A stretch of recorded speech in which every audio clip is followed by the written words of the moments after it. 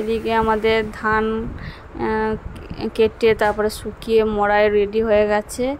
আর এদিকেও আমি দুপুরবেলা খাওয়া দাওয়া সেরে কত কাজ থাকে দেখো। কিছুটা দুধের সর জমা ছিল, কারা কারা দুধের সর খেতে ভালোবাসো মুড়ি দিয়ে অবশ্যই বলবে।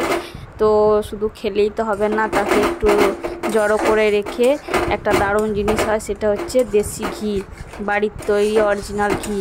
এই ঘিটা কিন্তু খুবই টেস্টি আর খুব উপকার আর খুবই সুগন্ধি। তো এই ঘি কারা কারা বাড়িতে বানাও অবশ্যই বলবে, আর এইভাবে বাড়িতে বানিয়ে নেবে এবং স্টোর করে রেখে দেবে। তো এটা তরকারিতে বলো ভাতে খেতে দুর্দান্ত লাগে।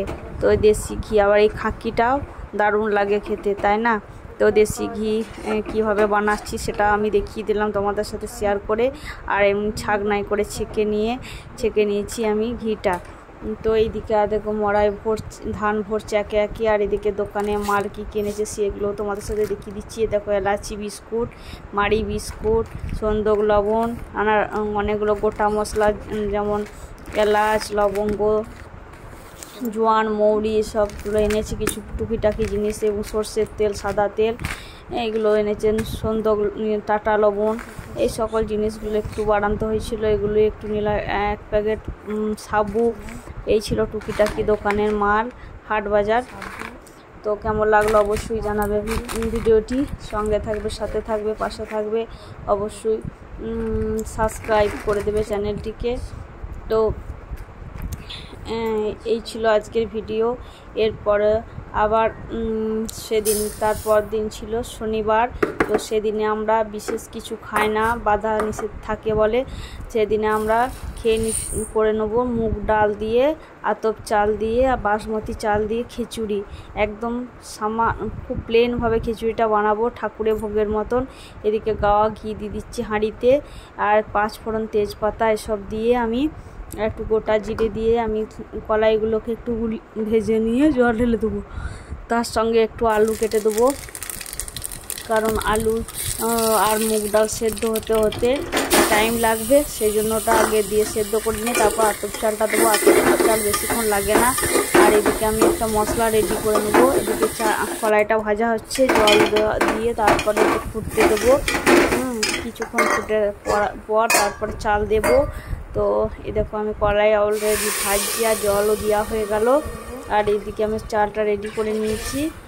আর এই ছিল শনিবারের আজ খাবার। তো তোমরা কী কী শনিবারে খাও অবশ্যই জানাবে। শনিবারটা আমরা এইভাবে পালন করি। একটা কাঁচা লঙ্কা ফেলে দিয়ে দিয়েছি, তার সঙ্গে নুনও দিয়ে দিয়েছি পরিমাণ মতো, আবার কিছুটা লাগলে তখন দেওয়া যাবে। তো এই ছিল আজকের ভিডিও। তো এইদিকে চালটা আবার দিয়ে দিচ্ছি।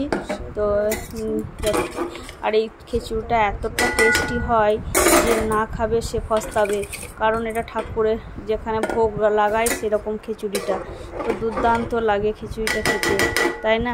করেই খেয়ে দেবে। টমেটো দিয়ে দিচ্ছি এর সঙ্গে, আর এখানে আদা, জিরে, ধনে এসব দিয়ে একটা পেস্ট বানিয়ে নিচ্ছি। একদম কাঁচা ডাইরেক্ট চালের মধ্যে ফেলে দেবো ভাতটা কিছুক্ষণ সেদ্ধ হওয়ার পরে, তাহলে কাঁচাটা ফুটতে ফুটতে এটা কুক হয়ে যাবে। আমি কিন্তু কোনো রকম মশলাটা ভাজবো না, একদম ডাইরেক্ট খিচুড়ির মধ্যে দিয়ে দেবো। তাই এইভাবে কারা কারা খিচুড়ি বানাও অবশ্যই বলবে। তো খিচুড়িটা কিন্তু অসাধারণ খেতে লাগে, অসাধারণ, জাস্ট এক কথায় অসাধারণ। তো একবার অবশ্যই ট্রাই করে দেখো নিরামিষ দিনে, যে শনিবার দিন বিশেষ করে। এই রান্নাটা আমার তো খুবই ভালো লাগে। তো দেখো অলরেডি খিচুড়ি হয়ে গেছে, এর সঙ্গে আমি কুঁদরি ভাজা, আলু ভাজা আর চাটনি তো আছেই। তো এই ছিল আজকের রেসিপি। তো কেমন লাগলো জানিও।